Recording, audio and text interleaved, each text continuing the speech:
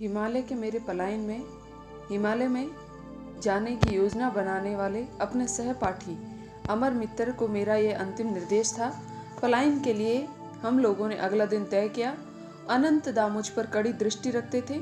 उन्हें संदेह था कि मेरे मन में भाग जाने की प्रबल इच्छा है। वे मेरी योजना को विफल बनाने के लिए कृत संकल्प थे। तावीज मेरे अंदर आध्यात्मिक उफान ला रहा था। मुझे आशा थी कि हिमालय में वे गुरु मिल जाएंगे जिनका चेहरा मुझे अंतर्मन के दिव्य दर्शनों में दिखाई देता था।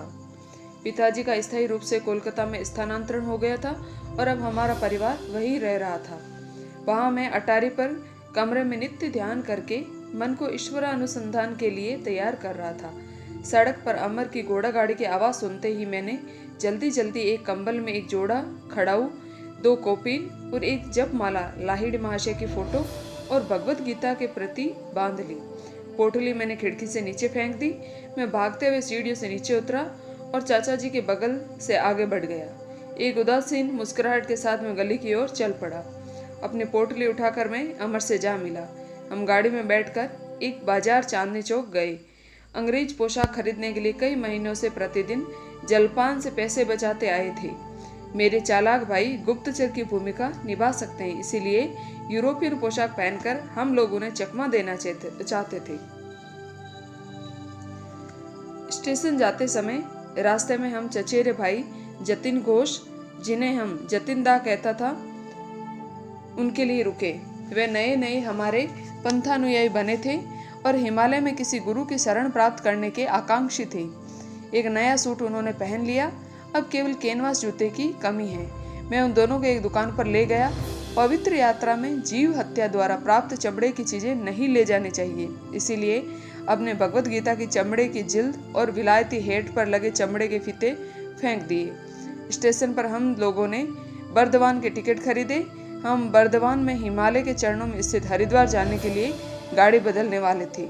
गाड़ी भागने लगी तो मैंने अपने कुछ महान आशाओं को शब्द प्रदान किया। जरा कल्पना तो करो, मैंने उत्साहपूर्वक कहा, महान गुरुओं से दीक्षा लेकर हम लोग ब्रह्म चैतन्य की समाधि का अनुभव करेंगे। हमारे शरीरों में ऐसी चुंबकीय शक्ति पैदा हो जाएगी कि हिमालय के वन पशु पालतू जानवरों की भांति हमारे पास आएंगे।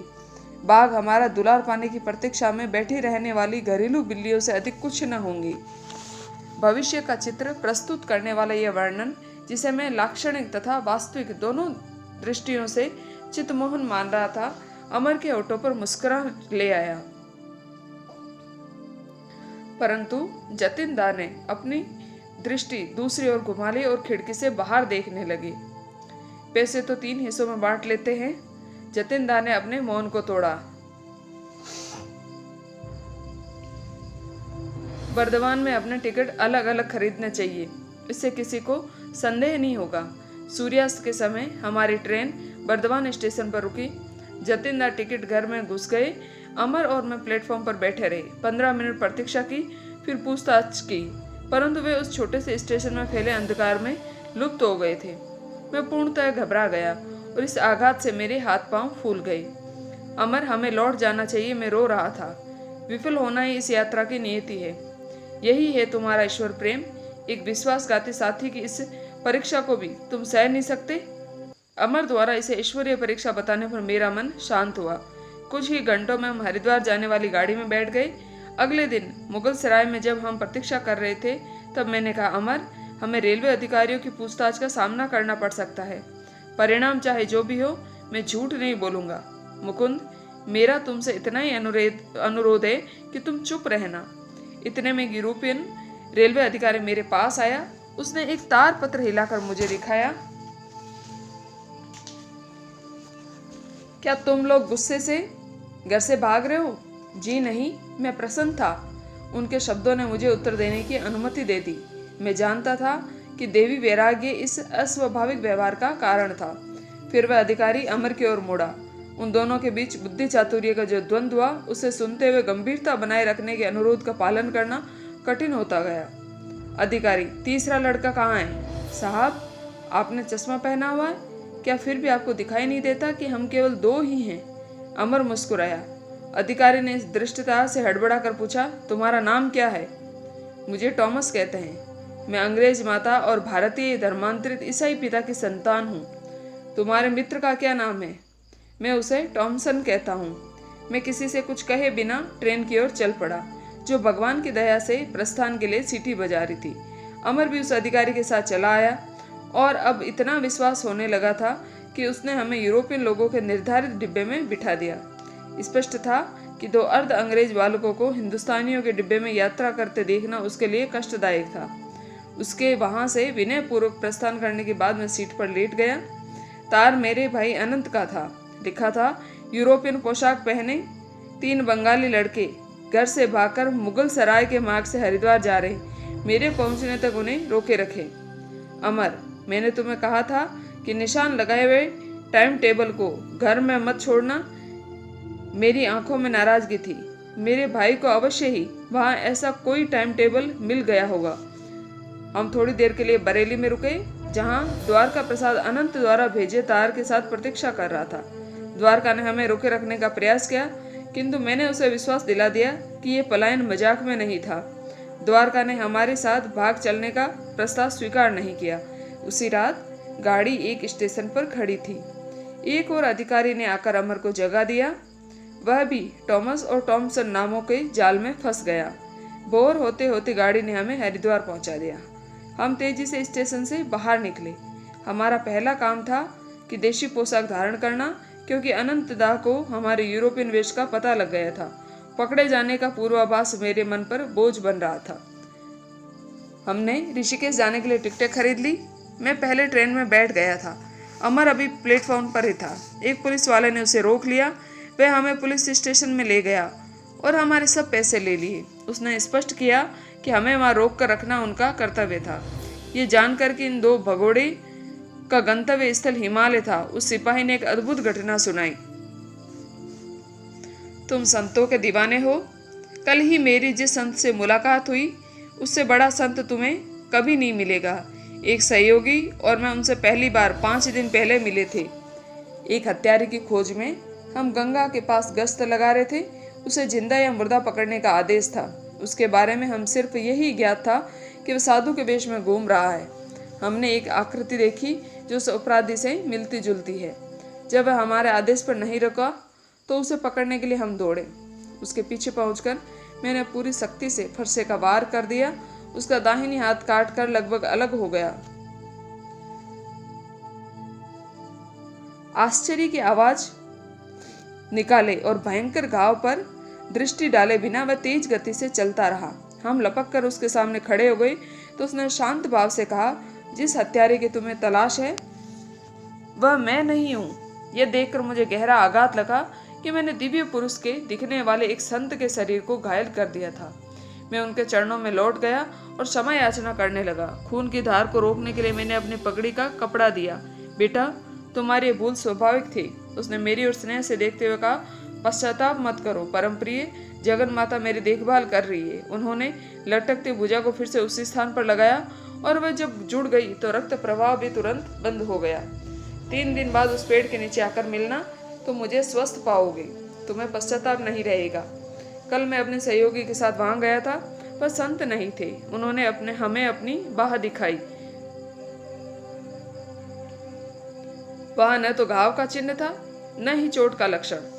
मैं ऋषिकेश होते हुए हिमालय में जा रहा हूँ। महात्मा ने हमें आशीर्वाद दिया। उस अफसर ने पवित्र उद्गार के साथ अपनी कथा समाप्त की। अपनी कहानी से हमारा समय बिताने के लिए हमने पुलिस अधिकारी को धन्यवाद किया। हिमालय के कितने निकट, किंतु फिर भी बंधन में होने के कारण कितने दूर। अवसर मिलने ही यहाँ से खिसक चलें। ऋषिकेश तक तो हम पैदल भी जा सकते हैं। मैं मुस्कुराया।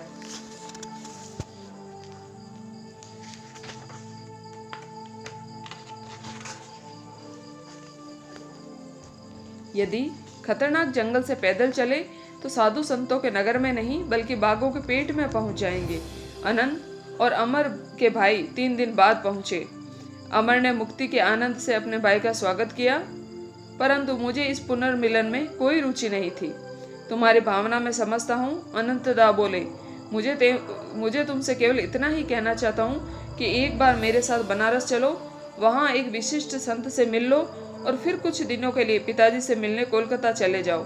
उसके बाद तुम गुरु की खोज पुनः आरंभ कर सकते हो। हमारी मंडली बनारस के लिए रेलगाड़ी पर सवार हो गई। अनंतदा ने पहले से व्यूह रचना कर रखी थी। हरिद्वार में मुझसे मिलने से पहले वे बनारस उतर गए थे।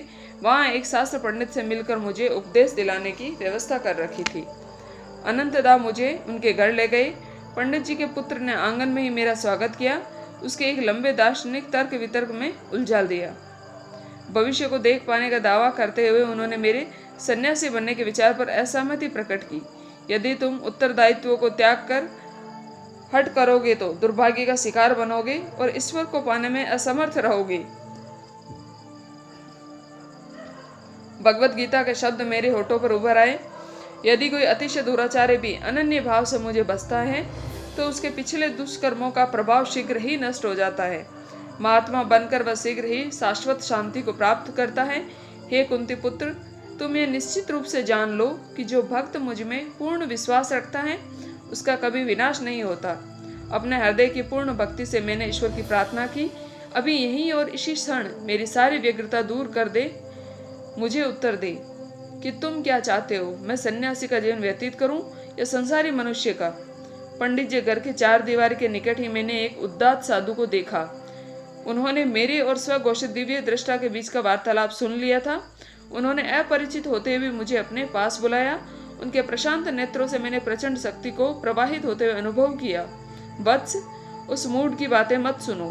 तुम्हारी प्रार्थना के प्रत्युत्तर स्वरूप ईश्वर मुझे तुम्हें यह आश्वासन देने का निर्देश दे रहे हैं कि तुम्हारे जीवन का एकमेव मार्ग संन्यास ही है। मेरे उस सतवत मार्गदर्शक ने आशीर्वाद मुद्रा में हाथ उठाया और धीरे धीरे चले गए। वह साधु भी तुम्हारे समान पागल ही है। यह टिप्पणी करने वाले श्वेत केशधारी पंडित जी थे। मैंने सुना है कि ईश्वर भी संदिग्ध खोज के लिए अपना घर बार छोड़ दिया है। अनंतदा की ओर मुड़कर मैंने कहा, मैं इन लोगों से और किसी तर्क में नहीं उलझना चाहता। भाई तत्काल प्रस्थान के लिए मान गए। हम शीघ्र ही कोलकाता जाने वाली गाड़ी पर सवार हो गए। श्रीमान गुप्तचर जी, यह तो बताइए कि आपको कैसे पता चला कि मैं दो साथियों के साथ भागा हूँ। मैंने अपनी उबलती जिज्ञासा शांत करने के लिए घर जाते हुए रास्ते में अनंतदा से पूछा। वे शरारत भरे ढंग से मुस्कुराए। तुम्हारे स्कूल में मुझे पता चला कि अमर अपने कक्षा के बाहर चला गया था और लौट कर नहीं आया था। मैंने अगले दिन सुबह उसके घर गया और वहाँ एक निशान लगाया हुआ टाइम टेबल खोज निकाला। अमर के पिता उसी समय घोड़ा गाड़ी से बाहर जा रहे थे और कोचवान से बातें कर रहे थे। आज मेरा बेटा स्कूल जाने के लिए मेरे साथ गाड़ी में नहीं आएगा, वह गायब हो गया है, पिता ने दुख भरे स्वर में कहा। मैंने एक साथी कोचवान से सुना कि आपका बेटा और दो अन्य लड़के दो यूरोपियन पोशाक पहने हावड़ा स्टेशन में एक गाड़ी में चढ़कर कहीं चले गए हैं। कोचवान ने कहा, अपने चमड़े के जूते उन्होंने उस कोचवान को दे दिए थे। इस प्रकार मुझे 3 सूत्र मिल गए, टाइम टेबल, 3 लड़कों की मंडली और अंग्रेजी वेश। अनंतदा के रहस्योद्घाटनों को मैं हंसी और खींच के मिले जुले भाव से सुन रहा था। यह तो स्वाभाविक था कि मैंने टाइम टेबल में निशान लगाए गए शहरों के रेलवे अधिकारी को तत्काल तार भेज दिए। उसने बरेली पर भी निशान लगाया था, इसलिए मैंने वहाँ तुम्हारे दोस्त द्वारका को तार भेज दिया था। कोलकाता में अपने पड़ोसी से पूछताछ करने पर मुझे पता चला कि हमारे चचेरे भाई जतिनदा एक रात के लिए गायब रहे, पर दूसरे दिन सुबह ही अंग्रेजी वेश में वापस आ गए थे। मैंने उन्हें खोजा और भोजन पर निमंत्रित किया। उन्होंने मेरी मैत्रीपूर्ण व्यवहार से निशंक होकर निमंत्रण स्वीकार किया। रास्ते में संदेह रहित ढंग से मैं उन्हें एक पुलिस स्टेशन में ले गया। वहाँ उन्हें अनेक पुलिस अधिकारियों ने घेर लिया, जिन्हें मैंने उनकी डरावनी सूरत के कारण पहले से ही चुन रखा था। उनकी भयावह दृष्टि के आगे जतिनदा अपने रहस्यात्मक व्यवहार का स्पष्टीकरण देने के लिए तैयार हो गई। आध्यात्मिक भावना में उत्साह में हिमालय की ओर चल पड़ा और उन्होंने कहा, सिद्ध महात्माओं के दर्शनों के विचार ने मेरे अंतःकरण को प्रेरणा से भर दिया था, परंतु जैसे ही मुकुंद ने कहा, हिमालय की गुफाओं में जब हम समाधि में बैठ जाएंगे तब बाघ भी वशीभूत होकर हमारे इर्द गिर्द पालतू बिल्लियों की भांति बैठेंगे, तो मेरा सारा जोश ठंडा हो गया और ललाट पर पसीने की बूंद झलकने लगी।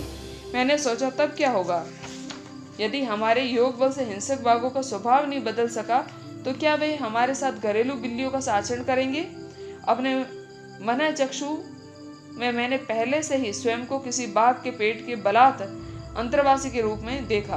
वहाँ संपूर्ण शरीर के साथ एक ही बार में प्रवेश करके नहीं, बल्कि शरीर के विभिन्न हिस्सों को अनेक किस्तों में। जतिन दा ने अदृश्य हो जाने के कारण मेरा जो क्रोध था वह हंसी में बदल गया। उन्होंने मुझे जो संताप दिया था उसका सारा मूल्य रेलगाड़ी में मिले लोटपोट करने वाले स्पष्टीकरण से चुकता हो गया। मुझे स्वीकार करना पड़ेगा कि मुझे इस बात से कुछ संतोष अवश्य हुआ कि जतिन दा भी पुलिस की खातिरदारी से नहीं बचे थे। अनंतदा, आप जन्मजात गुप्तचर हैं। मेरी विनोदपूर्ण दृष्टि पूर्णतः क्रोध रहित नहीं थी और मैं जतिन दा से कहूँगा कि मुझे खुशी है कि विश्वासघात के किसी उद्देश्य से नहीं, जैसा कि प्रतीत होता था, बल्कि केवल आत्मरक्षा के सतर्क सहज प्रवृत्ति से प्रेरित हुए थे।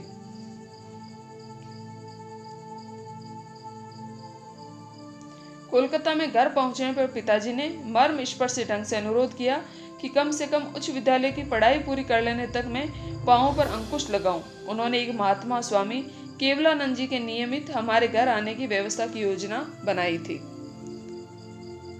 ये महात्मा तुम्हारे संस्कृत शिक्षक होंगे, पिताजी ने घोषणा की। पिताजी को आशा थी कि वे मेरा आध्यात्मिक पिपासा एक विद्वान दार्शनिक से शिक्षा दिलाकर शांत कर देंगे, परंतु परिणाम रहस्यपूर्ण ढंग से उल्टा हुआ। मेरे शिक्षक मेरी ईश्वराकांक्षा को हवा देने लगे। पिताजी को ज्ञात नहीं था कि स्वामी केवलानंद जी लाहिड़ी महाशय के उन्नत शिष्य थे।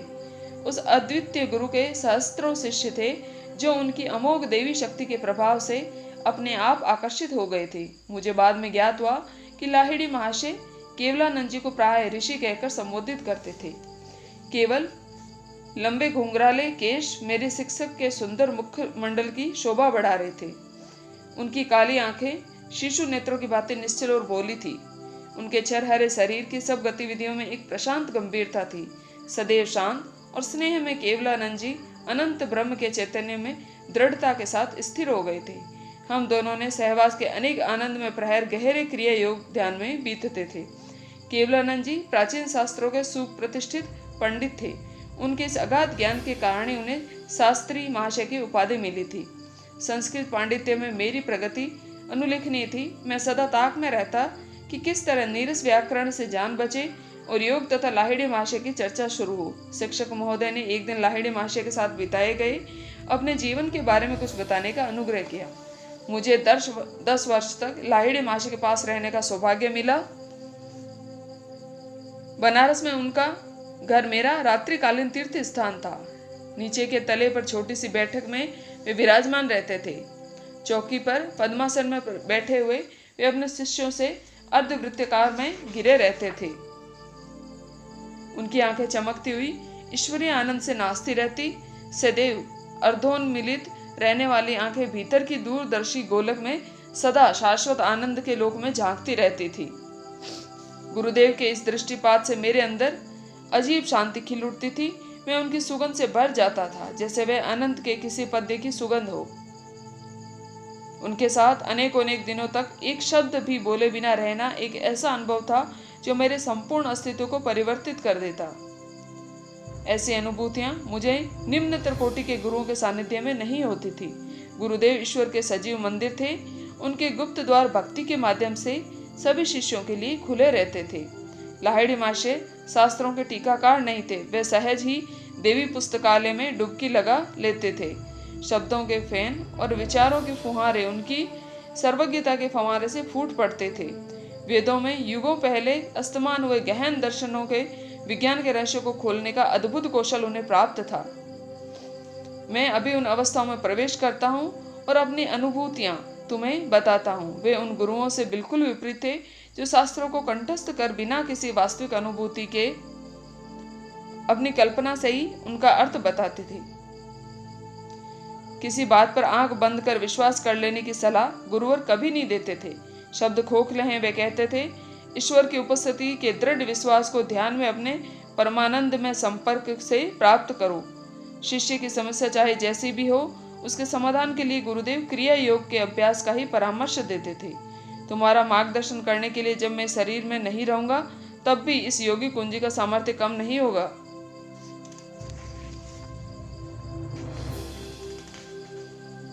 मैं स्वयं क्रिया योग को मानव के अभी तक स्वतः प्रयास द्वारा अनंत ईश्वर की खोज के लिए विकसित साधनों में सबसे अधिक प्रभावशाली मानता हूँ।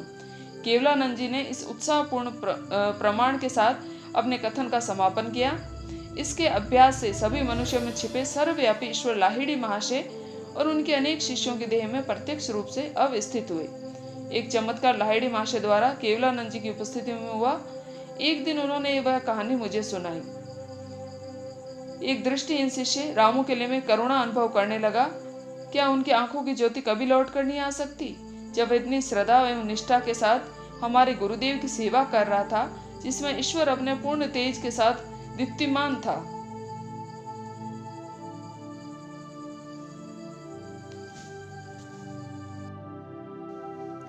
एक दिन सुबह मैं रामू से बात करना चाह रहा था, परंतु वह शांतिपूर्वक घंटों तक गुरुदेव पर पंखा जलाता रहा। अंततः जब वह कमरे से बाहर निकला तो मैं उसके पीछे हो लिया। रामू, तुम कब से अंधे हो? जन्म से ही। मुझे कभी सूर्य दर्शन का सौभाग्य प्राप्त नहीं हुआ है। हमारे गुरु तुम्हारी सहायता कर सकते हैं, उनसे प्रार्थना तो करो। अगले दिन रामू कुछ संकोच पूर्वक लाहिड़ी महाशय की सेवा में उपस्थित हुआ। गुरुदेव, ब्रह्मांड को प्रकाश देने वाले ईश्वर आप में विद्यमान है।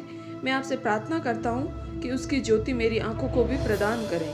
पर रामू, मेरे पास किसी को स्वस्थ करने की कोई शक्ति नहीं है। गुरुदेव, आप में विराजमान अनंत ईश्वर मुझे स्वस्थ कर सकते हैं। रामू, ईश्वर की कोई सीमा नहीं है। वह तारों को चमक देता है, कोशिकाओं में रहस्यमय प्राण शक्ति संचारित करता है। वह तुम्हारे नेत्र को भी ज्योति प्रदान कर सकता है। तत्पश्चात गुरुदेव ने रामू के माथे पर दोनों बाहों के बीच स्पर्श किया। अपने मन को यहीं केंद्रित रखो और 7 दिनों तक बारंबार राम नाम का जप करो। सूर्य का वैभव तुम्हारे लिए विशेष उषा काल का दृश्य प्रस्तुत करेगा। और 1 सप्ताह में ऐसा ही हुआ। रामू ने प्रकृति के सुंदर रूप को प्रथम बार देखा। सर्वज्ञ गुरुदेव ने अपने शिष्य को राम नाम जपने का आदेश दिया, क्योंकि राम ही उनके इष्ट देवता थे। रामू ने विश्वास ने भक्ति से जोती हुई जमीन का काम किया, जिसमें गुरुदेव का स्थायी रूप से स्वस्थ कर देने वाला शक्तिशाली बीज अंकुरित हो गया। केवलानंद जी ने क्षण भर मौन रहने के बाद गुरु के चरणों में एक और श्रद्धा सुमन अर्पित किया। लाहिड़ी महाशय ने जो भी चमत्कार किए, उन सब में एक बात स्पष्ट थी कि उन्होंने अहम तत्व को कभी भी स्वयं को कारण तत्व का कर्ता नहीं मानने दिया। सर्वोच्च रोग निवारक शक्ति अर्थात ईश्वर के प्रति पूर्ण आत्मसमर्पण के कारण गुरुदेव उस शक्ति को अपने में से मुक्त रूप से प्रवाहित होना सुलभ बना देते थे।